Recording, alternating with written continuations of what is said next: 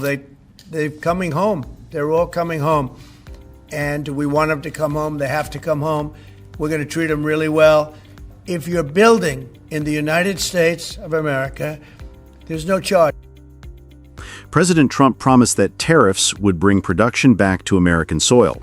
His message was clear: pay more if you build abroad, or come home and create jobs in the United States.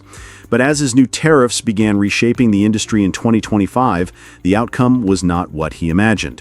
Instead of jobs flowing into Michigan and Ohio, thousands of new opportunities are about to open just across the border in Canada.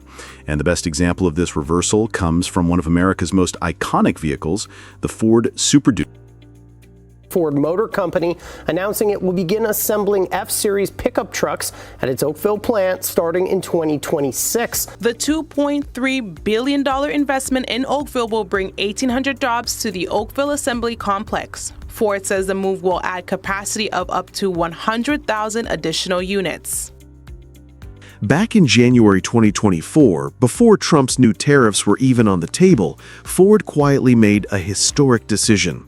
The company announced a $3 billion investment to transform its Oakville plant in Ontario. Originally slated to produce electric vehicles, the facility would now pivot to building the Super Duty pickup truck, starting in 2026. The reason had little to do with politics. Demand for large trucks remained strong, while global demand for EVs was slowing. Meanwhile, Ford's factories in Kentucky and Ohio were already stretched to capacity. Canada offered the perfect solution: a modern facility, abundant and cheap hydropower, a stable workforce with fewer strike risks, and government support to smooth the transition. In short, the Oakville pivot was about meeting market demand. But then came the tariffs. On August 1st, 2025, Trump raised duties on Canadian goods outside USMCA from 25% to 35%. A week later, global tariffs ranging from 10% to 50% hit dozens of countries. Steel, aluminum, and copper from Canada and Mexico faced a punishing 50% levy. Trump's goal was simple: make it too costly to build anywhere but the United States. Yet reality quickly turned against that plan. Retooling or expanding plants inside the U.S. was slow, expensive, and complicated. Labor costs were rising. Strikes had disrupted production in 2023 and 2024, and infrastructure upgrades were lagging. Suddenly, Ford's 2024 decision looked far more strategic than anyone had realized. What was meant as a production shift for market reasons became a shield against Trump's tariff storm. For Canada, the benefits are immense.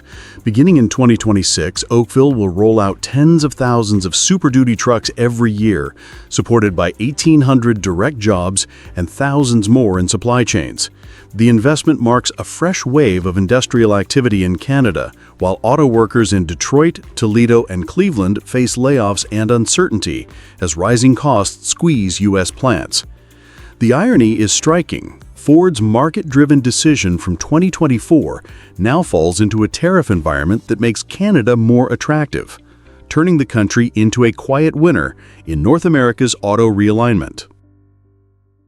Meanwhile, American plants are groaning under the weight of Trump's metal tariffs. With steel and aluminum taxed at 50%, analysts estimate the average U.S.-built vehicle now carries nearly $5,000 in additional costs.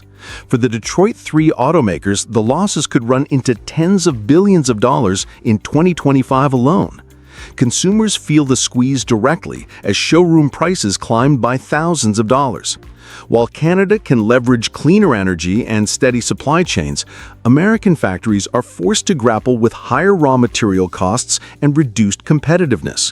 What was meant to be a protective shield has become an anchor dragging down the U.S. industry. Ford's pivot to Canada was not caused by Trump's tariffs. The decision came more than a year earlier, driven by market realities. But once tariffs hit in 2025, that move turned into a perfect counterexample to Trump's vision. Instead of jobs flooding back to the Midwest, Canada gained the upper hand. The lesson is simple but powerful. trade policy without infrastructure and labor readiness can backfire. Trump wanted to bring the auto industry home. Instead, his tariffs may have guaranteed that one of America's most iconic trucks will be built proudly in Canada for years to come. It is now clear that the U.S. Wants to go ahead with tariffs against countries in the world, and that many countries right now are not necessarily abiding by the free trade rules. And we're at a moment of rupture with that free trade system that we have known for decades. So we have to be ready, because of course it comes with disruption. This disruption calls for a bold new approach. Canada is facing one of the toughest trade environments in decades.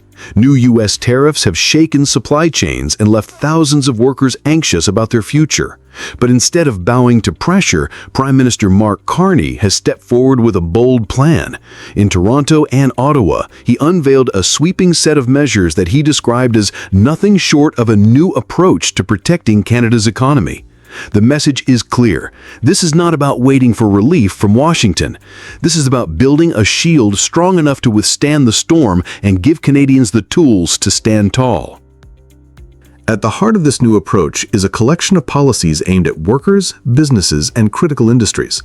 The government has introduced a formal Buy Canadian mandate, turning what was once a best efforts guideline into a legal obligation for federal contracts. This move is designed to keep procurement dollars circulating at home and to provide a guaranteed base of demand for domestic suppliers. Alongside that, a $5 billion strategic response fund has been created to support sectors hit hardest by U.S. tariffs. That includes steel, aluminum, copper, softwood lumber, and the auto supply chain. The auto sector, facing a 25% tariff, will also see relief from a pause in the federal electric vehicle mandate. The previous target required 20% of new light-duty vehicles to be electric by 2026. With sales already down 35% year over year in June, according to data highlighted in CTV reports, the pause gives automakers breathing room. For workers, the shield includes a reskilling package designed to help as many as 50,000 people move into new roles.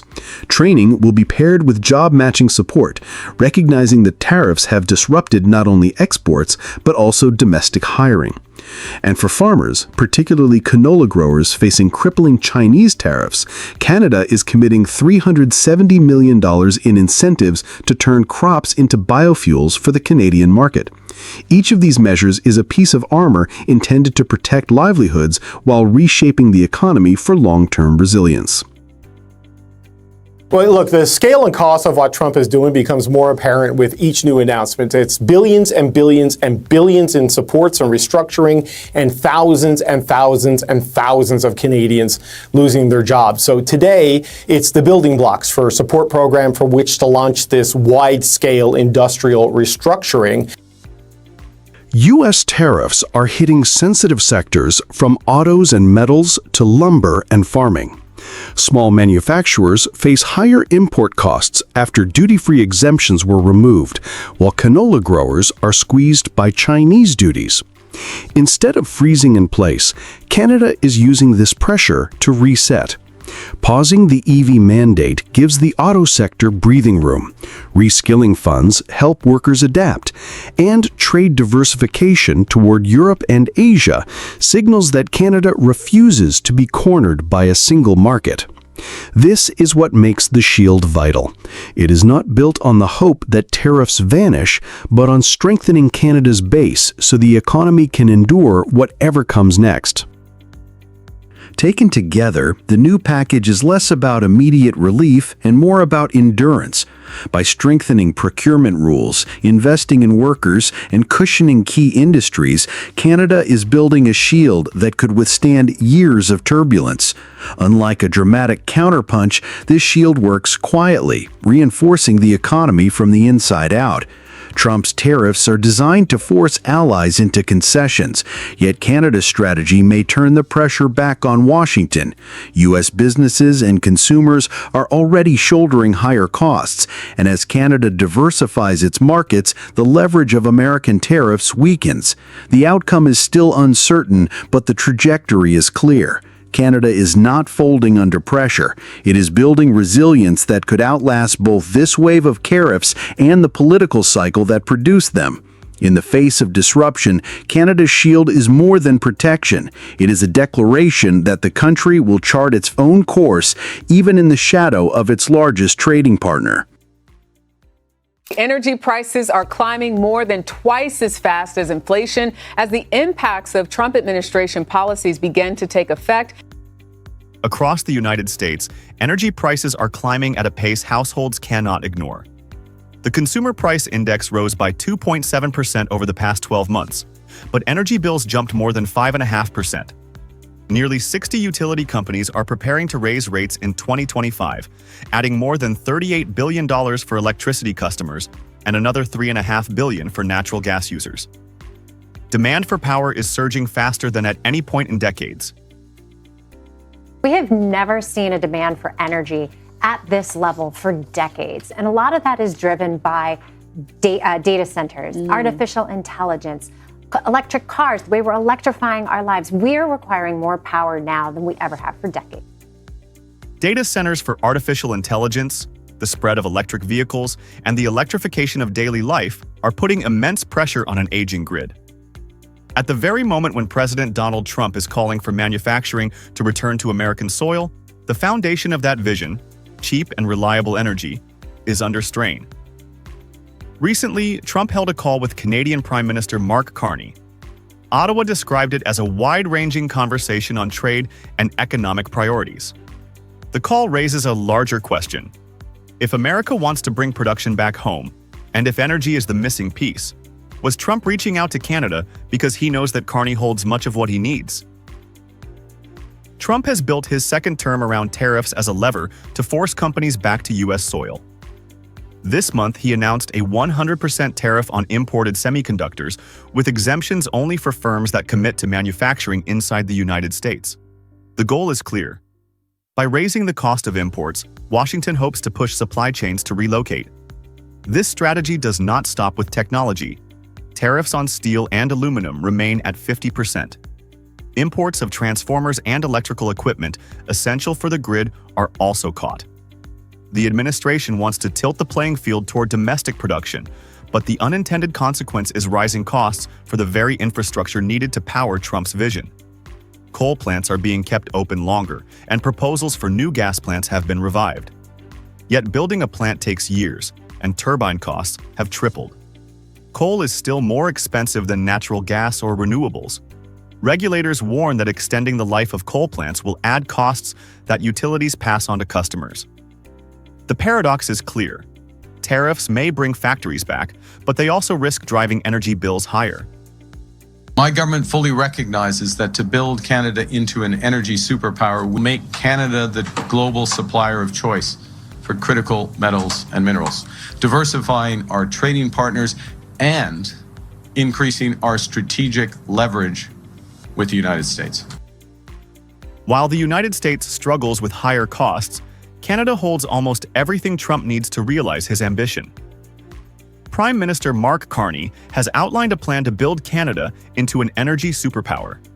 His government is investing in critical minerals and clean power generation. British Columbia alone hosts 16 types of critical minerals used in solar panels, electric vehicles, and semiconductors. Ottawa is funding infrastructure to connect resources from mine to rail to market, aiming to become the supplier of choice outside China and Russia. At the same time, Canada is scaling up solar, wind, hydrogen, and nuclear energy, while promising to make its conventional oil and gas the lowest emission in the world. Canada already supplies over 4 million barrels of oil per day, more than 8 billion cubic feet of natural gas daily, and more than 80% of U.S. electricity imports. It also provides about a quarter of the uranium-fueling U.S. nuclear plants. These are not marginal figures. They are the backbone of North America's energy system. That is why the recent phone call between Trump and Carney deserves attention. Ottawa described it as a productive discussion on trade and economic priorities. The White House offered no public details. But the timing speaks for itself. As American demand for electricity accelerates and as tariffs raise the cost of building energy infrastructure, Canada stands out as the only reliable partner with the scale to fill the gap. The trajectory is clear. Trump's tariffs may generate headlines and political momentum, yet they carry a price that American consumers are already beginning to pay. Canada, by contrast, is strengthening its position as a strategic energy power. No matter how ambitious the effort to bring manufacturing back to America, it cannot succeed without energy. And in North America, much of that energy runs through Canada.